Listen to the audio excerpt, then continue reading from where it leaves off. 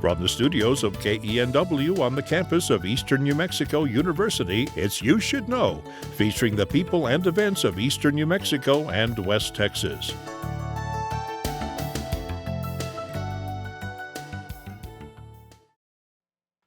Welcome. My name is Evelyn Ledbetter, and my guests today are Dr. Patrice Caldwell. She is the retired president of Eastern New Mexico University, and Betty Williamson, a lifelong resident of Roosevelt County. So ladies, thank you for joining me. Thank you for having us. Very nice, very nice. I know y'all got up early and came, so thank you. And we're going to talk about Betty's uncle today, Jack Williamson, very prominent figure in the science fiction world and in our community and at our university. So interesting character.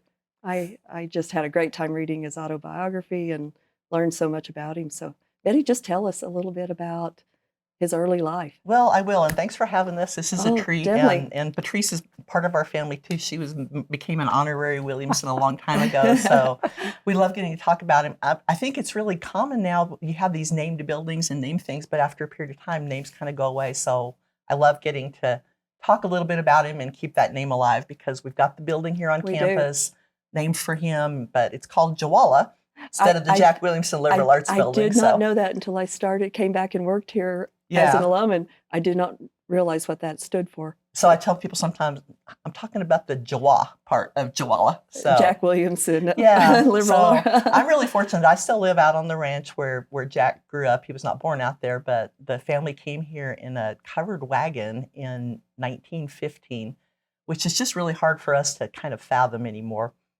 And my grandparents came up, and Jack was a little boy and considered that trip from Pecos, Texas, one of the greatest adventures of his life.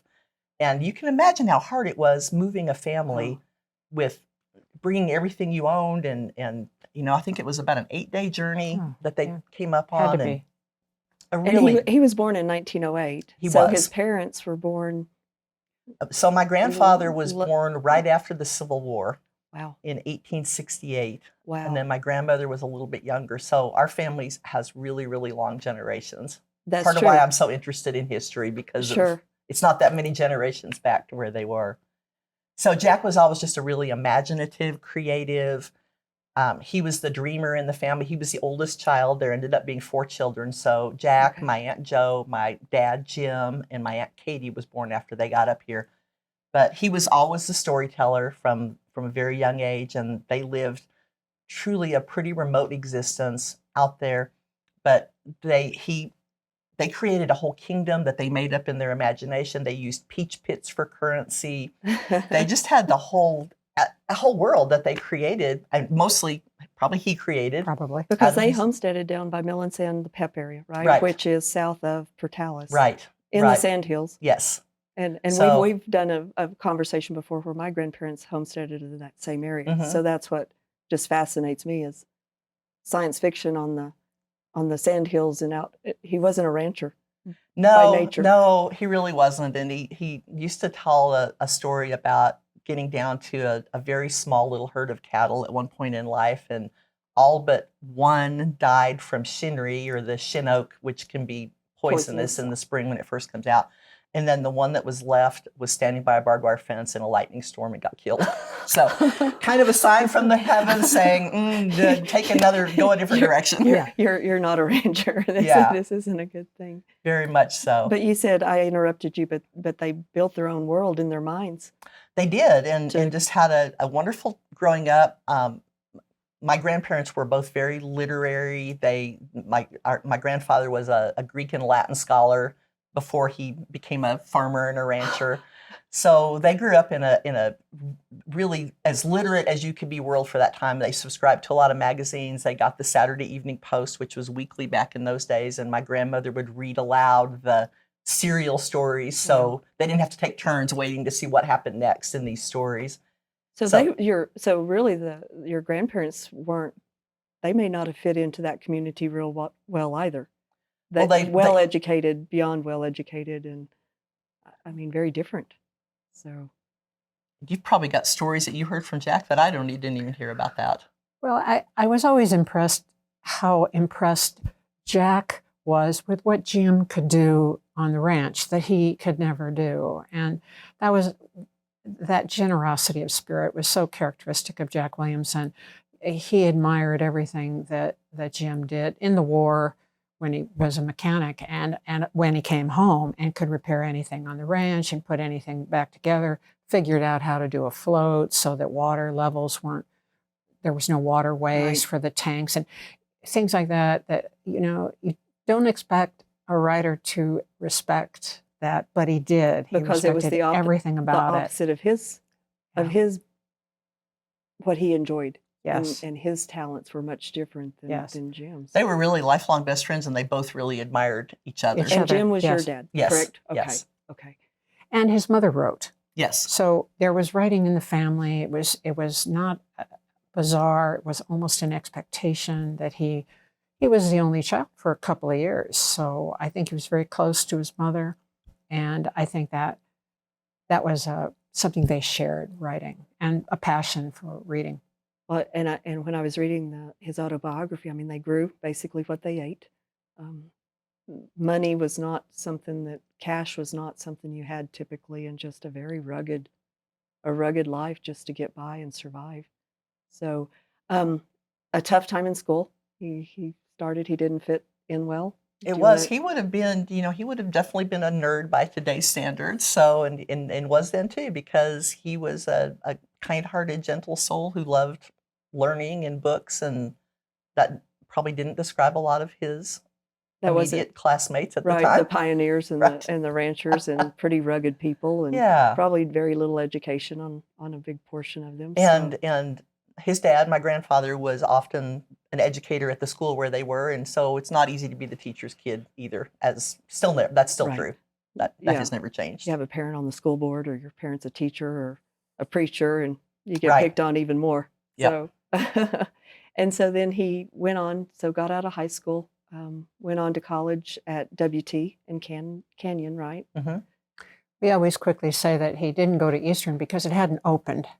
So he was at WT for his first we can't claim him from the beginning, can we? There's a reason. But there were some great experiences there. He studied science, which was very important to him, and I think developed his first interest in math as well. And WT was a great place. They tested all the rural kids because they thought, well, they don't know anything. Well, he did fine and was college ready. But it was tough living there. And then his sister moved and lived with him. And they had, they made it work. And of course, his first publication happened when he was there as a student. That's what I was going to ask. Is that where he started actually putting words on paper versus just living things in his mind? I think he probably was already writing ahead of that, but that was where he actually got his first acceptance. Actually got money? Not much. Or they even published? They were published, but I don't think he was paid for the letter, but he was paid for the story, which was, half a cent a word. It was nothing. But it was his story about walking into the drugstore to get some groceries and seeing the cover and knowing it was his story, even though he didn't know the artwork, never seen it, but he recognized his metal man. That was his first story, and there it was. He bought the book and left the groceries on the counter. Yeah. He was so excited to see that he had been published. Yes. So that was in 1928. 28, and if you read that story, you would never believe it was written in 28. It's fresh, articulate, literate. It's smoothly written. I mean, any college student would be proud to have written that. And it was his first, his first publication. And then, of course, he just went on and on and on. Truly, for just 8 decades. Is that not an amazing? Well, published in 9. That's unreal. And so, so the early writing, he did that. I read where he didn't finish college. He did a couple of years, and then what did he do at that point? Just continued to write and just focused 100% on his writing? Never stopped writing. Even in his last year, he was doing some work every day, writing on a computer, which of course was another thing that set him apart, his quick adoption of technology. Well, I saw that he was writing on a TS Tandy, a Radio Shack Yes. TS Tandy. That's what I had in high school. That was Oh, my yeah. first computer. Was like my last couple of years in high school. So we were at the same point at the same time. And you'd That's- think science fiction writers, would be all over technology, but they weren't. And, he was modeming in and sending electronic files before anybody else. So that was something that I really always admired about that family. My dad, their two sisters, they all embraced technology their entire lives. They were all in their 80s when email came along, and they all learned how to do email. My one aunt had passed away, but the other three were all in their 80s, and they all learned how to do email. Well, a lot of people at that age are like, I don't want to have anything to do with that newfangled stuff. Right, but they just all embraced it, and they all were lifelong learners. Mm-hmm. My dad studied Spanish his whole life. Jack subscribed to every magazine, always learning about anything. Especially science. Science especially. And those books, I mean, his early beginning, science fiction wasn't a real part of what was available to read. No, so not at all. So he created this not at all. in his own head. Right. Yeah, and some of my grandfather's family, they were a pretty conservative bunch of folks, and some of them were not big fans of that science fiction stuff that he was writing. That was probably not appropriate for a good young man to be involved with. So they would not have liked that one cover that we were talking about. They would have not liked the covers, because that really was what drew you in, and they were not considered classic literature whatsoever. And the girls on the covers. A little risque. I read where he saw a meteorite one night. He was just out in the pasture, and it just grabbed his mind up of where that came from and the whole galaxy and what else may be out there. And I thought that was fascinating. I think that was one thing also that set Jack apart. Science was very important. And I think for many students who are not familiar with science fiction, they think that writers make up the science. Well, they don't. They extrapolate from it. You have to know the science. And we were teaching Gateway in our class, which is Fred Pohl's famous novel. And someone said, well, okay, now this black hole stuff. So that was really creative. And Jack said, no, that's real. Let me show you. And he stepped to the board and for 5 minutes drew black holes and explained how they worked and all of that. And I could see that students were going like, light bulbs, because they had thought, oh, they just make up the science. But actually they pull from science into the book. Build fiction on about the and science, extrapolate from it, yes. But, he loved teaching Fred Pohl. Loved teaching, because they were all friends, and he would say, oh, yes, well, Ray would, when he was selling paper, they would go like, is that Ray Bradbury? So he just knew them all. They kind of grew up in the field together. Grew up in the field together. They were all not college graduates at that time.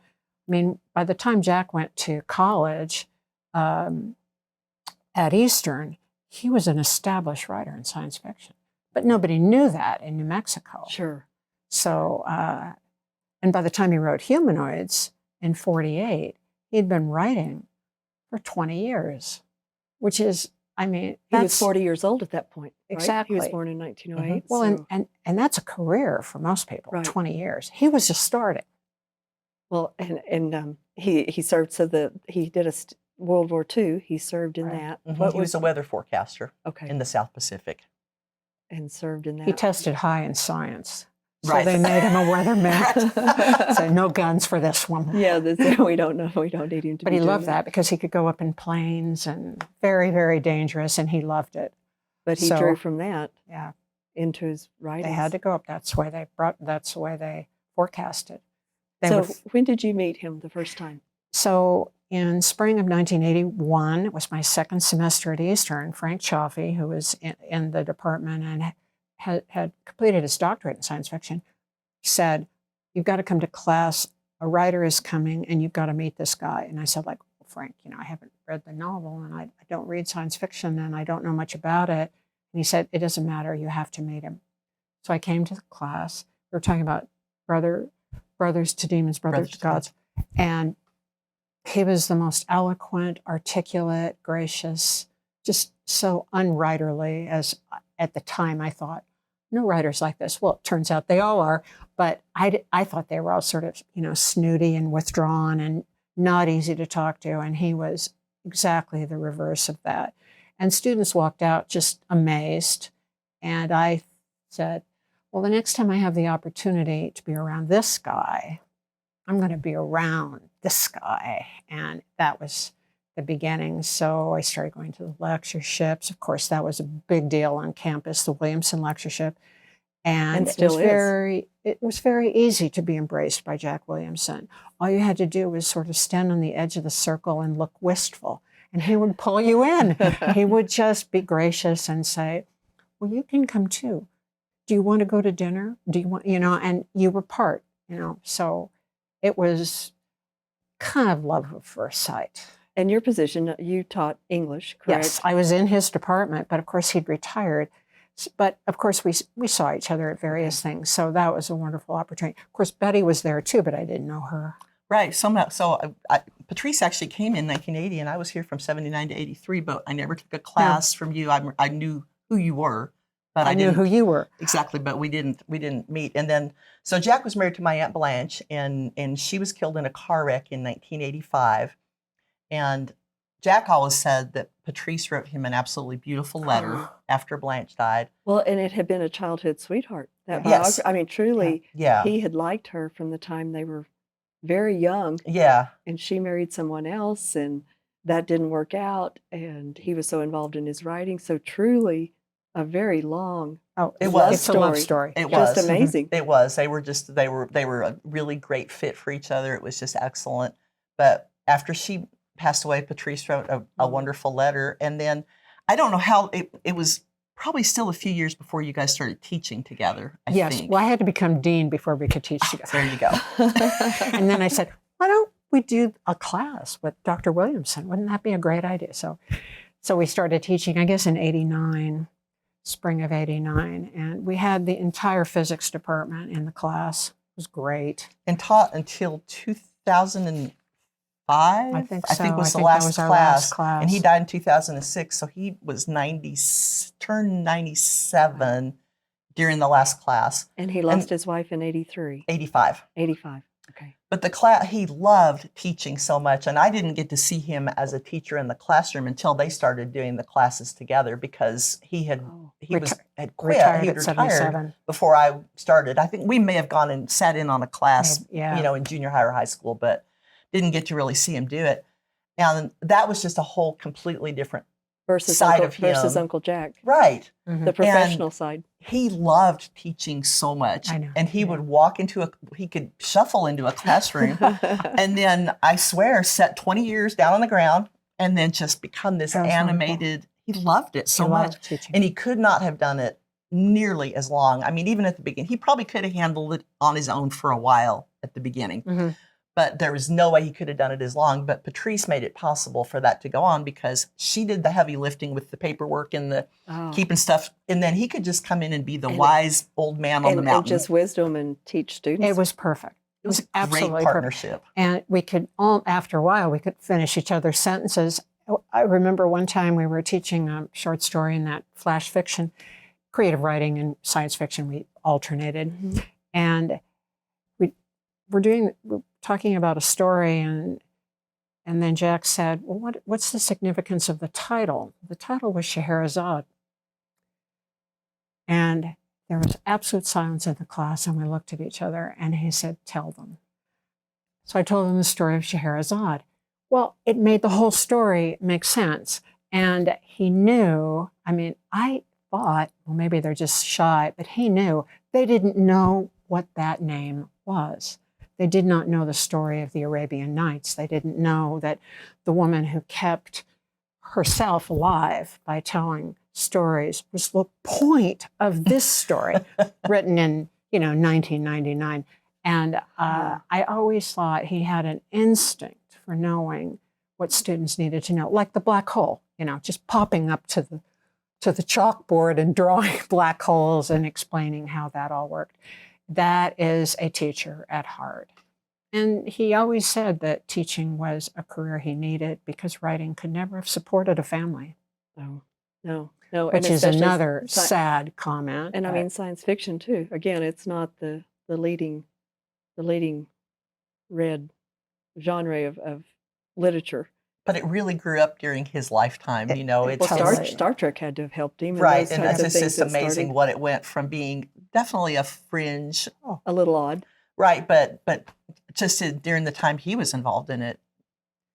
Well, since Amazing, where he first published, came out in 26, within 2 years he was publishing in Amazing, and continued from 28 until 2004, when the last novel was published. He never quit. So of all the dynamic genres, science fiction is the most dynamic because science is changing all the time. And yet he kept up with that all that time. It's an extraordinary effort of will and love to be able to stay close to your genre that long.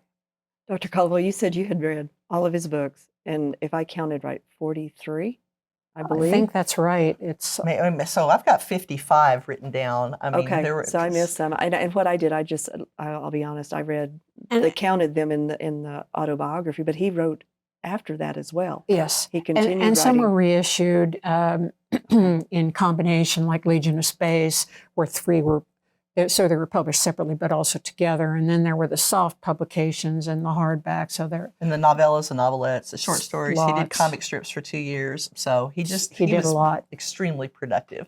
Well, and you've brought some great, the covers. And, lots of times you do pick a book by its cover. Yeah. I mean, truly, what makes you drag it off the shelf? But very unique covers. And I know they have to be just a treasure for you. They're all dedicated, and your friendship just continued to grow and till the end of his life, literally. Yes. Well, the Williamson family is a very embracing family, and I felt very welcome going out to the ranch, and we would go out even when the road was absolutely terrible. And usually I would drive Jack's car out, and then we'd get to the dirt road, and I would say, and he'd say, move over, and I'll drive. So he would drive, you know how you drive on a mud road. Yes, yes. And I would just think like, thank God he's in the car, because I wouldn't know how to do that. But just things like that. You're a California girl. Yes.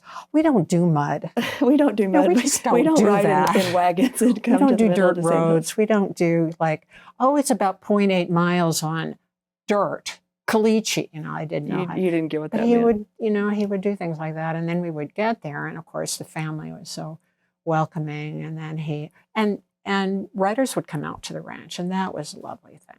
Well, he brought a lot of great people into our world, and that the lectureship, which started in 77 and still continues to this day, has brought so many amazing people to our community. Can you tell us a little bit about that? Because that continues and when it is, and this is new to me. I mean, I went to school here, but this was not my world. I was in business, and it's just fascinating. It's pulled me in. Mm-hmm. So it started in 1977 as a way to honor him and his career, which was just a really lovely thing. And I don't think Everett Frost was the one that conceived of the idea. And nobody could have ever imagined it would last this long. It's one of the longest running named lectureships in the United States. In the United States, yes, for science fiction. It brings people from, I'm guessing, all over. Not just the U.S., but international. True? It has, yes, certainly Canada and Russia. And Russia. Oh my gosh, that's a memory. There are so many wonderful memories. And it's always in the spring.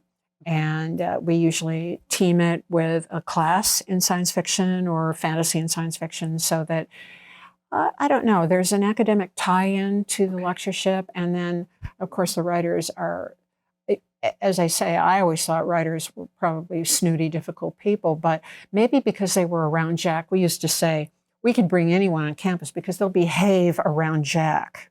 Oh, they're not going to we humiliate themselves in front. Right. Some of the ones that might be a little rambunctious with each other, a little bit rough around the edges, they were so civilized with Jack. He had a very civilizing effect. Even Harlan Ellison, who had a reputation of just like cutting up and making people just dread what he was going to say next.